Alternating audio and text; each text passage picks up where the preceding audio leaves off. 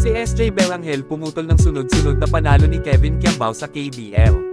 Si SJ Belangel, dating player ng Ateneo, ang pumutol ng panalo ni Kevin Kiambao at Sagoyang Sono Sky Gunners matapos nitong talunin at putulin ang dalawang sunod na panalo ng Sono sa matinding laro sa Korean Basketball League noong Linggo.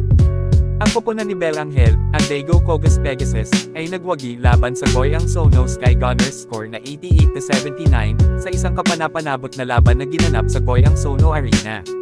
Si Belangel, na nagtala ng 19 na puntos sa laro, ay naging instrumental sa pagkapanalo ng Daegu. Samantala, si Kevin Kiambao naman ay hindi nagpatalo at nagtala ng 17 puntos, kabilang na ang 3 of 8 shooting mula sa 3-point line.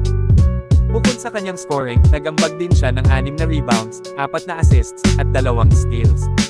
Ito ay matapos ang isang kahangahangang 31 points performance ni Kiambao isang araw bago ang laban na ito.